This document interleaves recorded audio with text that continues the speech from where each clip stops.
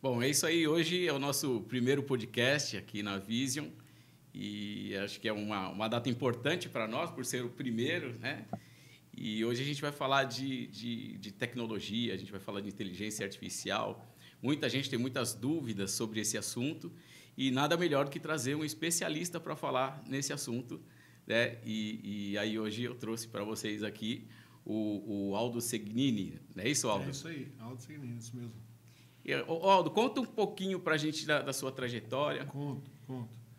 Eu comecei em inteligência artificial, estou completando 10 anos, então não faz tanto tempo assim, se for olhar na minha carreira, né? Eu estou com 53, então comecei já relativamente velho, né? Com 43 anos. Mas eu sou de tecnologia, eu sou formado em ciência da computação, então estou há 25, quase 30 anos já no mercado de tecnologia, então estava muito próximo desse assunto.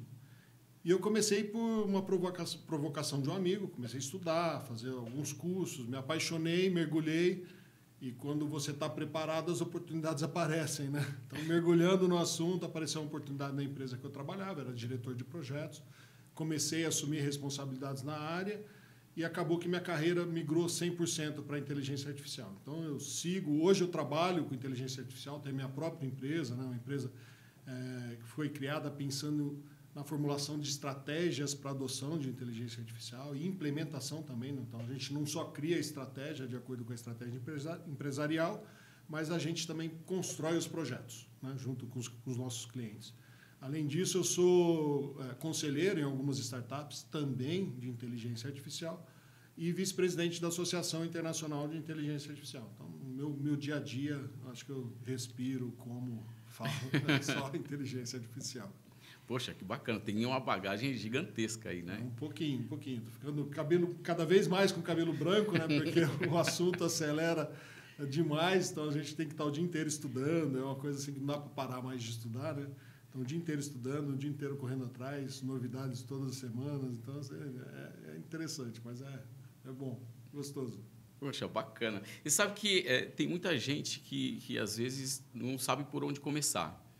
Fala, poxa, é legal, é interessante, um assunto que hoje está na boca do povo, todo mundo falando sobre isso, mas ninguém entende profundamente sobre o assunto. E muita gente quer começar, fala, poxa, por onde eu começo? Como é que eu posso migrar, de repente, da minha área para a inteligência artificial? E eu queria que você desse umas dicas aí para quem... Legal.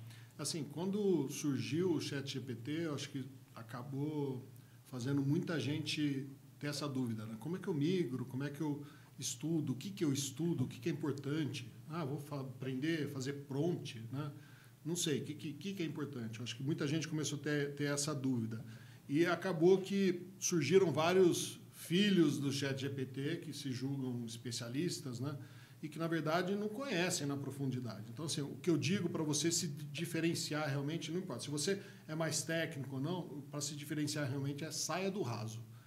Mergulhe um pouco mais, tente entender como que a tecnologia funciona, sabe? Não ali na superfície, né? O que você está vendo, o uso do ChatGPT simplesmente, ou só fazer prompt, né? Busque alguns cursos mais profundos para você entender um pouco mais de probabilidade, de estatística, de álgebra, a base da inteligência artificial, né? Porque isso vai ser super importante na hora que você for construir os seus projetos. Eu acho que tanto para o cara mais técnico quanto para o cara mais de negócio, esse conhecimento mais profundo vai fazer uma super diferença na carreira dele, tá? Então, fuja do que seja muito raso, né? Essa é a primeira dica, tá? Onde você encontra esses cursos? Na verdade, a internet está cheia de cursos bons gratuitos, né? Então, você consegue no YouTube várias pessoas entregando muito conteúdo de qualidade, bons, né? Conteúdo realmente muito bom. Tem muito site, é só procurar com calma, né, que você vai achar muita coisa. Tem conteúdo de universidades como Stanford, MIT, Harvard, né, universidades espetaculares, de graça, da USP, né, então é só procurar realmente que tem coisa muito boa, então você não precisa necessariamente gastar muito dinheiro. E para quem está ali, o cara de negócio, né, eu diria assim, facilitou demais hoje em dia a adoção de IA, porque democratizou muito, né? Então, até uns 3 anos atrás, um pouquinho antes ali do ChatGPT, todos os projetos de IA eles precisavam de pessoas com conhecimentos mais profundos da tecnologia, né? Bem mais profundos do que eu estou falando de profundidade para o pessoal adquirir, só para você entender, né? Era realmente bem mais profundo. Então, tinha que entender muito da tecnologia para conseguir implementar um projeto. E a taxa de insucesso era grande, inclusive. Era difícil de achar profissional, né? Não era qualquer profissional que conseguia. Tinha uma certa distância ali, você tinha que aproximar muito do negócio, mas em termos de... Até a linguagem que esses profissionais falavam era muito diferente, né? A linguagem do negócio com a linguagem mais técnica, então tinha uma diferença muito grande. E aí achar alguém que fizesse essa tradução era complicado. Então hoje está muito democrático, está muito fácil. Qualquer um consegue lá entrar num modelo sem conhecer código, né? Puxar uma meia dúzia de caixinhas, você cria uma solução rápida para o teu negócio. Então democratizou bastante, né? Então o negócio tem que perder medo da tecnologia e começar a usar essas ferramentas, no code, né? Então, usar essas ferramentas que você não precisa realmente codificar. Vai lá, testa, puxa uma caixinha ou outra, toma muito cuidado com vazamento de informação, não vai subir informação dos seus clientes, né, sem saber qual é o cuidado que essa solução, essa ferramenta que você está usando vai ter com seus dados. Toma muito cuidado com isso, mas já sai implementando, né? Acho que eu vi o CEO da NVIDIA falando, né, que você não vai perder emprego para IA, mas muito provavelmente você vai perder emprego para outra pessoa que sabe usar IA. E as empresas também não vão sair do mercado porque simplesmente não usam, né? Mas vão sair porque outras empresas usam, né? Então vai perder realmente poder de competição, de criação de valor e tudo mais se não estiver usando. Tem que olhar com bastante carinho realmente. Mas a adoção é essa, mergulhe, procure cursos, né? Comece já, não deixe para hoje, já está atrasado. Quem, né, ainda não começou a estudar já está atrasado. Então, comece agora para conseguir se diferenciar no mercado. Essa seria até a minha próxima pergunta, porque o que acontece? Hoje a gente vê que existe uma escassez gigantesca nesse mercado de trabalho. E, de outro lado, uma demanda enorme das empresas querendo investir nisso, mas não tem tanto profissional com experiência, né, ou que tenha a familiaridade com o assunto para poder trabalhar neste mercado. Então, hoje, acho que as pessoas precisam se preparar um pouco mais, se quiserem, né, atuar nesse segmento. E uma outra questão também, as empresas, quais tipos de empresa? Hoje, você vê o nosso mercado, desde, sei lá, no mercadinho pequenininho até aquele grande varejista, o IA consegue atender todo esse público ou não? Hoje, ele ainda é mais para aquela empresa que tem um suporte um pouco maior? Não, na verdade, assim, se a gente for pensar em tamanhos de empresa, as grandes estão fazendo grandes projetos, né? Também são projetos mais caros, mas as pequenas também têm muita oportunidade dentro de empresa pequena de projetos de IA. Tá? Então, por exemplo, como é que você identifica uma oportunidade de IA? Imagina que você tem um processo que você faz um recebimento de muita documentação, e você tem que extrair algumas informações desses documentos. E hoje você faz de forma manual. Isso aí é um projeto relativamente simples de inteligência artificial. Você consegue criar uma automação inteligente que vai extrair as informações desses documentos de forma automatizada, né? Então, a gente usava os OCRs, lembra que digitalizava uma página, tinha que falar exatamente onde que estava cada campo para extrair as informações. Hoje em dia você praticamente não precisa disso, né? A inteligência artificial consegue ler vários tipos de documentos diferentes e consegue extrair essas informações. Por isso que é uma automação mais inteligente do que a gente tinha antes. Muitas empresas pequenas têm processos assim, conseguem fazer isso. Então, entender nos processos quais etapas são manuais, repetitivas, né, e chatas, mas que não necessariamente você faria só uma automação, né? Ali muito provavelmente tem uma oportunidade para você colocar a inteligência artificial. Mas olha aqui que eu falei, né? Entender nos processos. Então você precisa conhecer os processos, né? Empresa que não tem processo definido perde muito porque não vai conseguir mapear o que dá para implementar, você entendeu? Entendi. Então uma etapa para você conseguir realmente tirar o máximo de proveito de projetos de inteligência artificial é você ganhar maturidade em processos. Você tem que ter os processos definidos. Então, as coisas precisam acontecer sempre da mesma forma. Então, se você está recebendo esses documentos, Sempre da mesma forma, passa pela mão de alguém, alguém lê, extrai a informação, copia, insere em algum lugar, né? Mas é sempre igual, aí sim você tem essa oportunidade. Se cai na mão de um, faz de um jeito, cai na mão de outro, faz de outro, você não tem um processo. Aí você não tem o que fazer, né? Sim, com IA, né? talvez tem que dar um passo atrás, melhorar teu processo, entender processo, para depois começar a avançar. E aí, projetos maiores, obviamente, você vai precisar ter dados, aí começa uma complexidade um pouco maior. Mas desde o pequeno, né, até o gigantesco, obviamente, mas desde o pequeno já é possível implementar alguma coisa de inteligência artificial e com custo baixo. Poxa, é bacana. Muitas das dúvidas começam de alguns empresários, né, o pessoal do setor que quer investir e fala por onde eu começo. Uhum. Eu hoje não tenho um processo, e existem muitas empresas assim, né? Existe. Que não tem, trabalha da maneira que vem, às vezes é de pai para filho, enfim. E não criou-se um processo ainda. Porque para o IA trabalhar, você precisa alimentar um banco de dados de uma certa maneira. Aí acho que você vai saber falar muito melhor sobre isso. Mas se ele não tem esse processo, ou por onde ele começa, eu já vi caras malucos, porque eles falam, pô, tô perdido, sabe, tá acontecendo um monte de coisa. Às vezes ele é um varejista, e aí ele fala, poxa, eu preciso alimentar o meu estoque, tá acabando alguns produtos, mas eu não tenho controle do que está acabando, do que sai, do que não sai. E o IA poderia trabalhar para ele nesse sentido, né? Sim, perfeito. Ele antecipar pedido. Perfeito. Então, se ele tem o processo lá de estoque, né? Como é que ele mantém organizado o estoque dele, como é que ele identifica o que ele precisa comprar e tudo mais. Aí é manual, é chato, é difícil fazer, não tem problema. Ele tem o processinho dele lá definido, né? Então, a IA realmente consegue entrar ali e ajudar muito. Antecipar pedido, fazer tudo isso que você está falando. A gente falou de dados, né? Você falou de dados. Para certos projetos, você realmente vai precisar de um volume grande de dados, né? Então, por exemplo, otimização de estoque é um caso desse, né? Você precisa ter histórico dos seus produtos, do seu estoque e tudo mais, saber todo o histórico de vendas para olhar a sazonalidade, para ver o que influencia a venda, quando um produto vende, quando o outro, né? Você tem correlação entre um produto e o outro. Então, para conseguir entender tudo isso. A IA consegue entender tudo isso muito melhor que a gente. O cara está lá, sei lá, tem um estoque, 50 mil itens no estoque, ela consegue entender de 50 mil itens. Se a gente colocasse isso aí numa planilha, você mal consegue, né?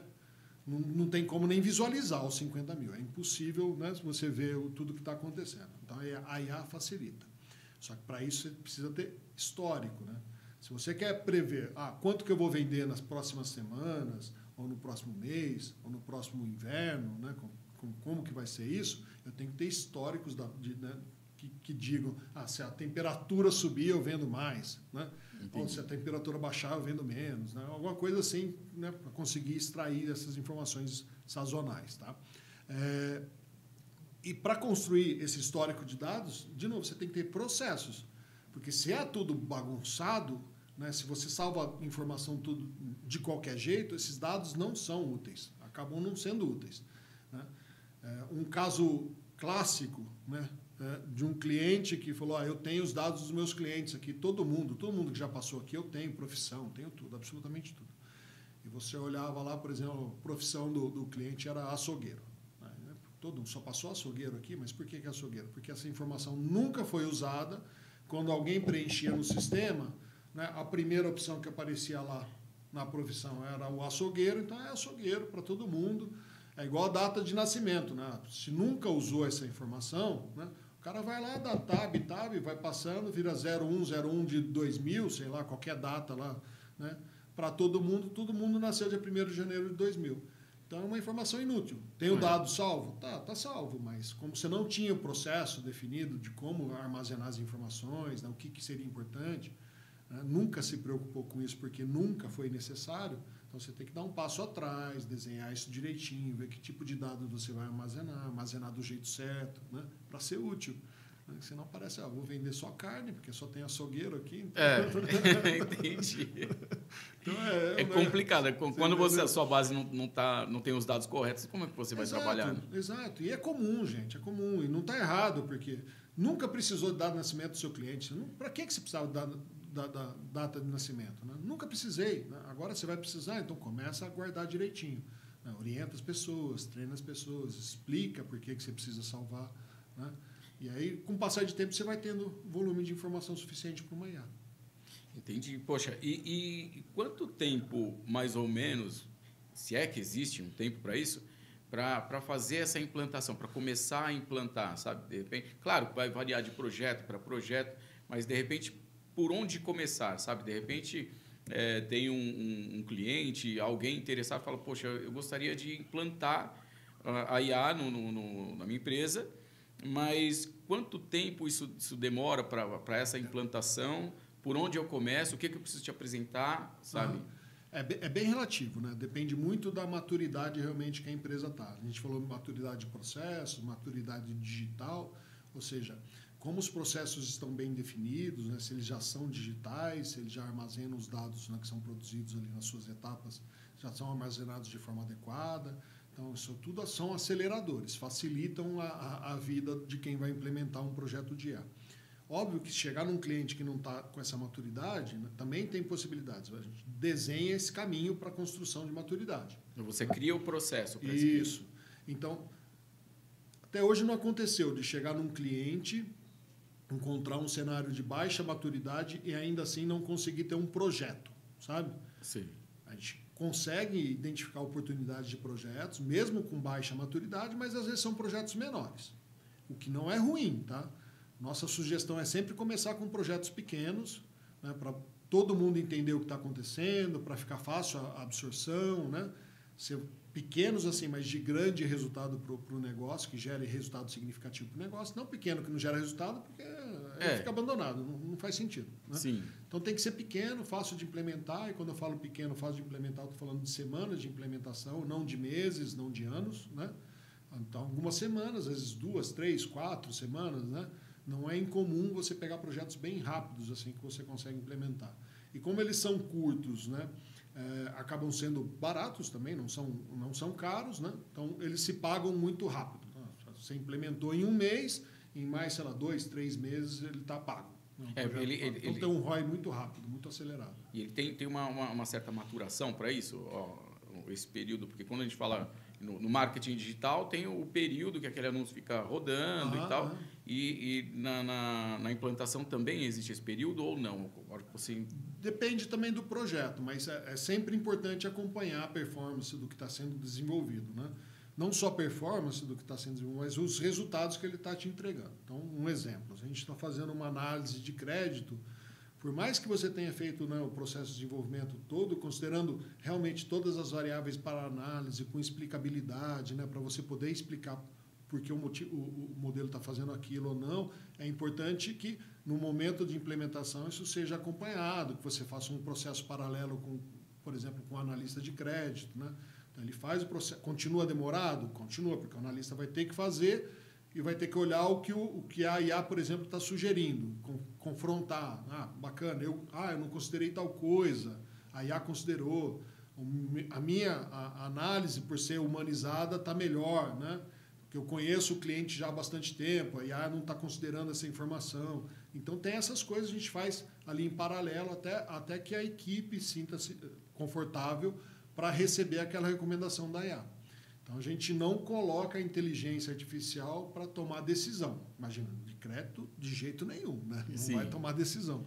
A gente coloca para ela trazer sugestões, né? Para trazer insights, para trazer análises e conseguir, né, de uma forma muito mais rápida, conseguir colocar na mão do analista outras informações, ou, né, todas essas análises para ele tomar a decisão. Aí ele incorpora todo o conteúdo que ele tem, conhecimento que ele tem já dos clientes, né? Fala, esse cliente sempre pagou. Você está com score baixinho de crédito, mas o cara nunca deixou de pagar, sei lá, por algum motivo está com score. Conheço esse cliente, então faz sentido dar o crédito, ele vai lá, né, toma a decisão, não a IA que toma. E eu falei aqui, né, quando a gente faz certos processos, esse de análise de crédito, eu falei de explicabilidade, seria mais ou menos o seguinte, só para todo mundo entender. O modelo de inteligência artificial, então, por exemplo, quando você coloca lá no ChatGPT, para ficar fácil, você faz uma pergunta para o ChatGPT, ele te responde, A gente entende a pergunta que fez, entende a resposta que ele deu, mas pouca gente consegue explicar o porquê que ele te deu essa resposta. O que aconteceu lá dentro. É um modelo que a gente chama de caixa preta. Boa. Quando eu estou fazendo predição, né, por exemplo, vou falar, vai vender mais no mês que vem. Né? Geralmente, esse modelo é um modelo de caixa preta. Porque ali dentro, né, é uma complexidade assim, de parâmetros e matemática e, né, e estatística.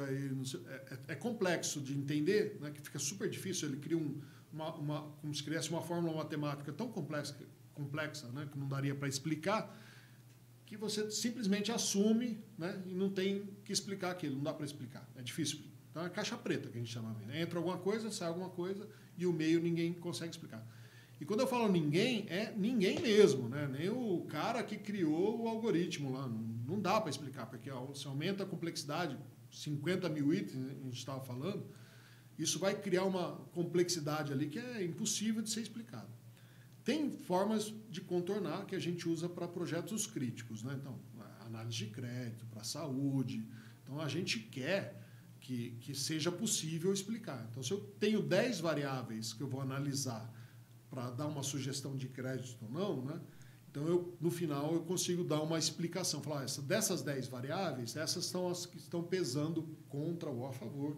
Então, falar, né, isso aqui tem tantos por cento, né, de peso, esse tem tantos por cento. Você consegue passar o peso de cada coisa na decisão que está sendo, né, na sugestão que está sendo dada. Isso é explicabilidade, é poder explicar. Então, explicar para o médico, eu estou falando que ele tem, sei lá, um câncer, né, que nessa imagem tem um câncer, por causa disso, disso e disso. E não só, ele tem câncer. Entendi. Entendeu? Então, é essa explicabilidade para problemas críticos. Né? A grande maioria das empresas acabam que não precisa disso. Então, facilita o processo, porque se tiver que colocar explicabilidade em tudo, aumenta bastante a complexidade. Entendeu? Entendi. E os mercados hoje que mais usam, mais utilizam, eu entendo que ele é aplicado em praticamente todos os setores. Mas hoje existe algum setor mais específico? Acho que o financeiro foi o que acelerou, né? Que puxou bastante. Tá? Ele tem puxado bastante. Assim, acho que tem a maior quantidade de projetos. A área da saúde também, por incrível que pareça, ela também está avançando muito, de uma forma muito interessante. Assim, a gente vê desde aplicações no atendimento ao cliente, mais básico, na parte administrativa de hospitais, a gente tem visto, no diagnóstico, na pesquisa por novos medicamentos. Né? Então, tem avançado bastante, assim, de uma forma impressionante e muito interessante. Mas eu acho que o financeiro ainda é o que puxou mais rápido. Mas, de novo, né? Cabe para qualquer um. E ela está bem democrática. Né? Bem democrática mesmo. Então, por exemplo, se você consegue contratar um ChatGPT, né? Sai da versão gratuita, que a versão gratuita você quer usar para brincar, tudo bem, né? Mas para trabalho, esquece. Né? Os dados que você coloca na versão gratuita do ChatGPT, eles são usados, né, para retreinamento. Então, se você está colocando dados do seu cliente, você corre o risco de vazar essa informação do seu cliente, dados sensíveis. Tá? Então, esquece isso, sai da gratuita, vai para a versão paga. Na versão paga, vai lá e em configurações, tem uma opção lá para você deixar explícito que você não quer que seja usado para retreinamento. Né? Aí você garante um pouco de privacidade, bastante de privacidade. Né? A gente teve casos de vazamento de informação, mas foram casos ligados ao usuário e não à fragilidade da OpenAI. Então, está relativamente seguro lá dentro. Né? E não estou falando de OpenAI, mas pode ser Google, pode ser qualquer, né, da Meta, qualquer outra solução. Todos têm essa possibilidade. Tá? Então, só de você usar um ChatGPT pago, né, que não está compartilhando os dados para retreinamento e tudo mais, já te acelera a produtividade de uma forma incrível. Incrível. Então, eu já vi na sequência. O benefício... Não, para todo mundo. Hoje eu faço um monte de coisa em paralelo, consigo fazer um monte de coisa em paralelo, porque eu uso no meu dia a dia para tudo. Para proposta, para contratos, para aula, para tudo que eu faço. Eu acho que praticamente não tem uma atividade que eu faça hoje que eu não use alguma coisa de inteligência artificial. acelera demais, né? Eu consigo atender 3, 4, 5, 6 clientes ao mesmo tempo, e antes eu atenderia 2, 3 no máximo. Então, dobrou minha capacidade de entrega, né, usando inteligência artificial. E hoje num cenário global, você vê o Brasil despontando, ou você acha que está um pouco atrás?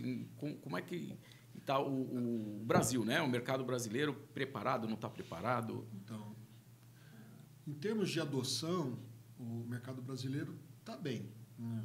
Eu acho que eu tenho conversado com o pessoal na Europa, está até mais maduro assim, em adoção.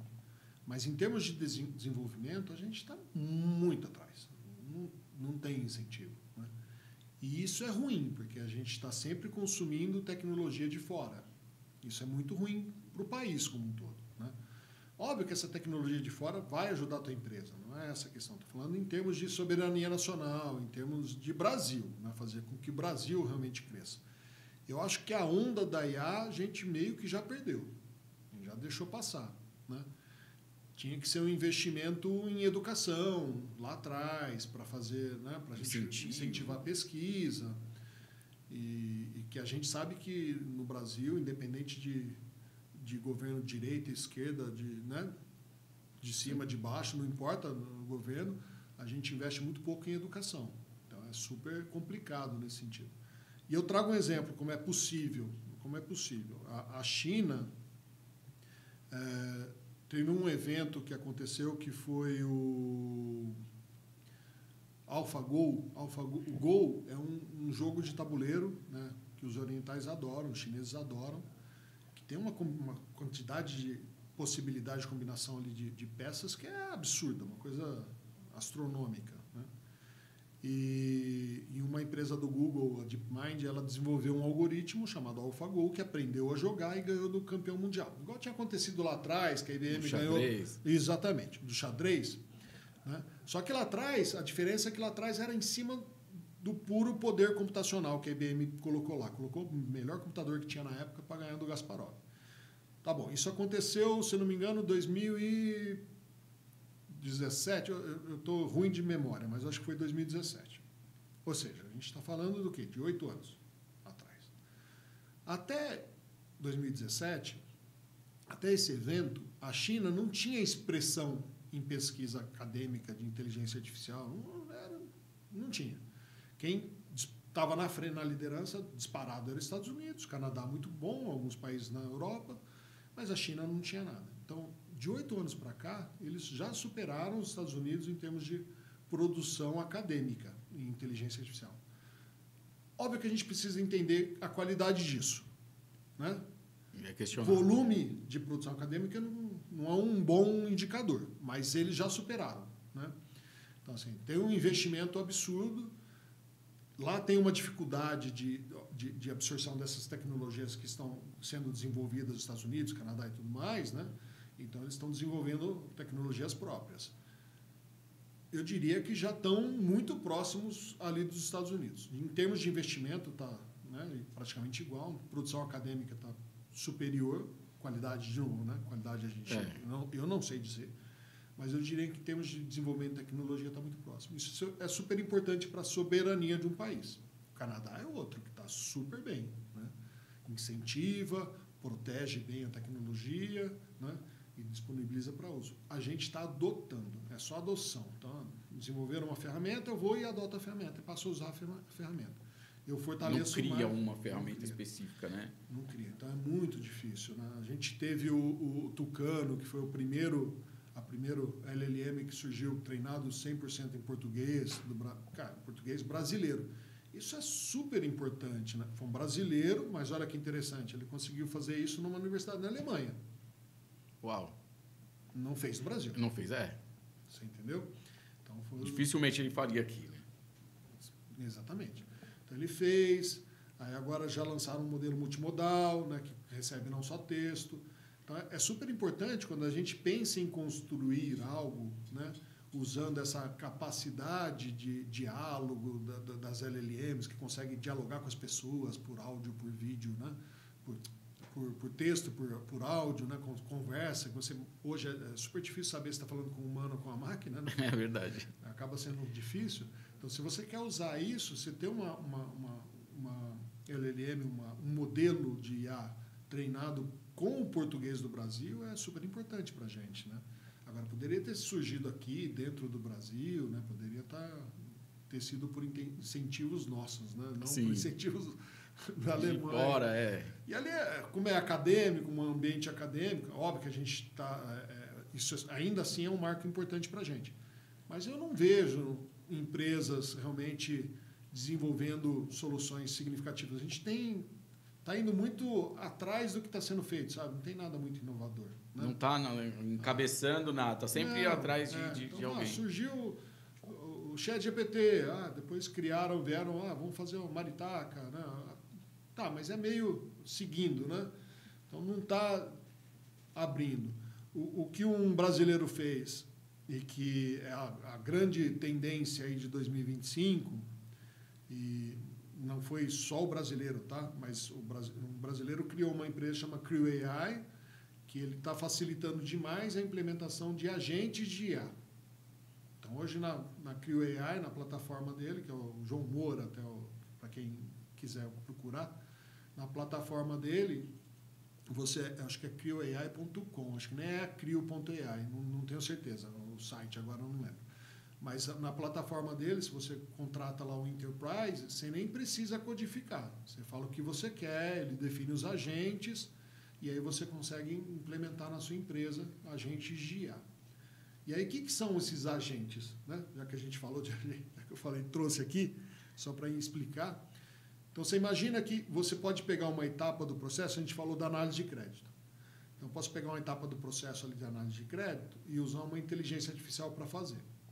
Ela é generalista, ela vai conseguir fazer, né? Então, são várias coisinhas que tem que ser feitas, ela vai conseguir fazer e te dar um resultado. Se eu quebro essa análise de crédito em várias etapazinhas, né? E eu pego cada etapa dessa e coloco para uma IA fazer, então ela vai ser especialista só na extração da informação de crédito do cliente. A outra só consolida não sei o quê, a outra só analisa. Então ela é especialista em pequenas etapas, tá? Estes modelos com especialistas em pequenas etapas, eles geram um resultado final melhor. Né? Então você consegue ter mais controle e gerar um resultado muito melhor. Então é como se você estivesse montando uma equipe de especialistas, entendeu? Como são partezinhas, você consegue identificar onde você pode melhorar, onde... E é muito interessante porque é criado de uma forma que eles interagem. Então, são agentes que interagem. Então, por exemplo, o que está extraindo informação, ele sabe que ele tem que extrair informação para passar para um próximo agente, qual é a necessidade do próximo agente. Então, se ele sair informação que não é suficientemente boa, né, esse segundo agente é como se ele reclamasse, fala, poxa, cara, eu preciso de mais informação. Então, enquanto o trabalho não está bem feito, você entendeu? Entendi. Então, é mais ou menos isso que acontece, por isso que você tem um resultado melhor. Né? Então, esse Crio AI, que é do João Moura, lá, de novo, uma empresa brasileira, né, que recebeu um aporte de 100 milhões de dólares. Então, é uma empresa que conseguiu fazer uma coisa diferente. Mas eles criaram assim, um framework, ou seja, já existia uma forma de construir os agentes, que era por código, mais complexa, né? Não era tão fácil, e eles colocaram uma camada em cima que facilitou. E facilitou demais, que agora, depois dessa camada, criaram mais uma, que agora são caixinhas. Né? Entendi. De novo, democratizou. A caixinha, aqui o código lá embaixo que existia, um técnico, né, bom de programação, que conhecesse, né, LLM e tudo mais, ele conseguiria desenvolver. Na caixinha, o cara de negócio faz. Então, assim, eu estou lá no meu dia a dia, se eu preciso, de negócio, eu vou lá e crio. Eu não tenho que entrar mais em contato com a minha área de tecnologia, pedir um projeto, eu vou lá e crio. Né? Muito rápido, com segurança e tal. Então, essas coisas estão nesse nível. Né? Mas, de novo, precisaria ter mais incentivo. O Brasil está, acho que, patinando. A gente perdeu um pouco... O time Acho que sim. Na minha visão, perdeu. Recentemente, eu vi uma matéria, não lembro onde, falando sobre a questão da energia. que tinha aqueles lugares gigantescos, cheios de servidores e tal. E não sei se estava construindo no Brasil, se já estava preparado. Eu sei que aquilo tinha o consumo de uma cidade pequena. Né? E aqui a gente tem uma energia, até que acho que tranquila nesse ponto. Não sei, né? Me corrija se eu estiver errado. Mas tem países que não, que tem aquela energia que vem de ainda derivado de petróleo e tal. Enfim, o que você acha nesse sentido, caminhando, que eu acho que é um caminho que não tem mais volta. IA está aí, já é realidade. Não só IA, né? Assim, realmente, ela consome muito poder computacional, né? De uma forma geral. Então, para treinar, por exemplo, um chat GPT, nossa, a quantidade de energia que foi necessária é absurda, porque são horas e horas de grandes servidores, né, processando, então consome muito. Para quem gosta de jogo, né, vai entender bem. Se você tem um computador normal, você sabe o tanto que ele consome de energia lá, não sei o quê. Se você pula para um computador gamer, ele consome muito mais energia. Ele precisa de muito mais energia para você conseguir processar os gráficos, né? Sim. É assim. Então, tanto é que é diferente, são outras placas, até a fonte de alimentação é diferente, tudo muda ali, né? Tudo muda. Às vezes, para resfriar você precisa de vários coolers, às vezes é com líquido, né? Então, muda bastante, porque é um consumo de energia muito mais alto. Então, é como se você saísse dos servidores normais, né, e pulasse para servidores do tipo do gamer, sabe? Sim. É bem isso mesmo, né? É como se tivesse pulado para o gamer. Porque ele usa esse tipo de processador gráfico. Então, a IA precisa muito desses processadores gráficos para poder fazer as contas que ela, né, chegar nos modelos treinados. Então, isso consome muita energia. Tem um investimento, parece que estão construindo realmente os data centers lá no sul, né? Acho que é no Rio Grande do Sul que foi anunciado. Eu acredito que sim. Se não me engano, foi sim. Eu concordo com você. A gente tem energia limpa, abundante, né? Acho que dá para a gente navegar um pouco melhor nessa necessidade. Mas não é só a IA que tem pedido tanto, né? Agora a gente vê também, está super comum você ver carros elétricos, né? Em todos os lugares. Então, tá bem comum. Tem alguns, no Brasil ainda não, mas tem alguns países que têm umas metas bem agressivas, 50% de carros elétricos em sei lá quantos anos, né? Sim. Então, assim, isso também vai aumentar a necessidade de energia de uma forma que a gente não está preparado. E eu não vejo um planejamento para atender essa demanda, né? Um planejamento sério, né? Para atender essa demanda de governo. Assim, não vejo, não. Talvez a gente passe por uma crise aí no futuro. É um tema... Eu acredito que esse seja um tema para um próximo podcast. Isso vai longe, né? Não, esse aí vai longe. Se a gente fala de computação quântica, também é outro tema bom para um podcast. É verdade. A gente pode também, de repente, já deixa para agendar para o próximo. É isso aí. Bom, esse assunto é um assunto muito bacana. Espero que o pessoal que está acompanhando a gente aí tenha gostado, né? Eu acho que já é uma realidade. Uhum. E também o pessoal os empresários, poxa, eu quero conhecer um pouco mais, Aldo, como é que eu faço para te encontrar, né? Qual é a sua rede social, seu site da sua empresa? Como é que, de repente, eu quero conversar, bater um papo com você para ver como a gente pode implementar isso na minha empresa. Como eu encontro você hoje? O jeito mais fácil, eu acho que é o LinkedIn mesmo. Tá? LinkedIn. Aldo Segnini lá no LinkedIn.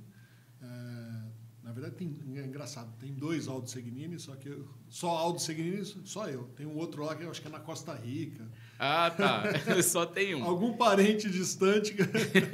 Não, mas é muito fácil me achar, tá? Aldo Segnini lá no LinkedIn, me acha fácil, me adiciona, pode mandar uma mensagem lá, eu estou sempre à disposição. É tranquilo, acho que é o caminho mais fácil mesmo. Tá, não, legal. Tem algo que você queira acrescentar nesse nosso bate-papo? Assim, a gente fala muito de adoção de IA, né? Mas a gente eu mesmo acabo muitas vezes não falando muito da questão ética envolvida. Eu acho que é super importante, tá? Acho que a gente tem que ter a consciência de que a inteligência artificial, né, ela vai transformar realmente o mercado, de uma forma geral. Então, vai transformar a forma que eu me relaciono, a forma que eu trabalho, né? A forma que as empresas se relacionam com as pessoas. Então, está mudando tudo isso. E a gente precisa olhar para essa adoção de uma forma ética. Então, como que eu adoto a IA sem gerar algum tipo de dano nas pessoas? Tá? Isso é uma preocupação que tem que existir assim, no momento que você está... No momento anterior a pensar em adotar a IA. Até antes, né? Você tem que pensar já nisso. Porque é uma tecnologia que tem um potencial gigantesco, maravilhoso, né? Para resolver grandes problemas do mundo, de verdade, apoiar na busca de solução, sei lá, da cura de doenças e tudo mais. Então, realmente tem um potencial maravilhoso, mas também é uma tecnologia que dá para usar para fazer mal. Ah, tá, entendi. Né? Então, assim, pensar nas questões éticas de uso responsável da IA é super importante. Então, todo projeto de IA tem que se preocupar com governança de dados, com governança de IA, com essas questões éticas, tá? Então, acho que esse é um recado que eu dou. Não importa se é um projeto pequenininho, se você começa do jeito certo, sabe? Porque a hora que você passar para um projeto grande, você já está pensando do jeito certo. Não deixa pular para um projeto grande, que muitas vezes você não vai conseguir mais controlar isso, entendeu? E a hora que você vai olhar, gera problemas. Eu trago aqui até 2 exemplos, né? Um exemplo, 2 exemplos e os 2 exemplos da Amazon. Um exemplo da Amazon foi o seguinte: eles tentaram fazer a contratação de pessoas, né, usando a inteligência artificial. Então, eles analisaram um volume grande de dados dos principais profissionais, né, os principais com as melhores performances. Só que, quando colocaram essa IA no ar, o que ela passou a fazer? É só contratar homens. Por quê? Porque o histórico de dados, né, de contratação era de homens na Amazon. As universidades de tecnologia antigamente formavam muito mais homens do que mulheres. Então, a amostragem era maior de homens. Quando a amostragem está desbalanceada, né, então, obviamente, ela vai tender para o lado, né, que era de homens. Isso saiu do ar, tiraram do ar. Então, poderia gerar um dano, mas perceberam rápido. Né? Dá para fazer o processo? Tá. Não recomendo que seja desse jeito, mas dá para fazer trazendo insights, lembra? Explicabilidade. Sim. Né? Apoiando na decisão. Não igual algumas empresas estão fazendo, que você preenche lá e em 2 segundos ele te analisa e fala não ou sim para você, usando IA. Isso para mim é o típico uso de IA irresponsável. Tá? Agora, outro exemplo, né? Eu falei de 2. O segundo exemplo, eles fizeram um processo maravilhoso de entendimento dos clientes, né? Entendimento dos clientes para saber o que cada cliente iria comprar, quando, qual a necessidade. E esse projeto foi espetacular, um projeto só que ele ficou numa granularidade tão, assim, era tão específico para cada cliente, que sabia exatamente o que o Aldo, né, iria comprar no mês seguinte, que ele gerava pedidos de compra, então, os pedidos logísticos lá, né, de movimentação e de compra, muito individualizado. Então, em vez de movimentar grandes volumes, eles começaram a movimentar pequenos volumes. Aumentou o custo logístico absurdamente. Então, projeto lindo, entenderam os clientes assim, de uma forma que eu acho que poucas empresas no mundo conseguiriam entender, né? Só que na implementação gerou um problema para a empresa. Então, tem que tomar muito cuidado, tem que ser responsável. Esse projeto, né, fizeram um rollback lá, não foi para frente, né, seguraram. Mas estava gerando um problema. Então, tomar muito cuidado com o jeito que você vai implementar, porque essas coisas podem acontecer. Né? Você acha que nossa, é maravilhoso saber o que o cara vai comprar no mês específico, né? O que o Aldo vai querer no mês que vem. Né? Não é o que um grupo vai querer, é o que o Aldo vai querer. É maravilhoso você saber isso. Né? Só que tem que entender qual é a consequência de você saber isso. Exatamente. Uma empresa daquele tamanho. É engraçado, você falou agora na questão, né, da responsabilidade, né? Em relação às leis, à segurança, hoje a gente tem essa segurança, poder trabalhar com dados, com essas informações, existe? A gente está seguro em relação a isso ou não?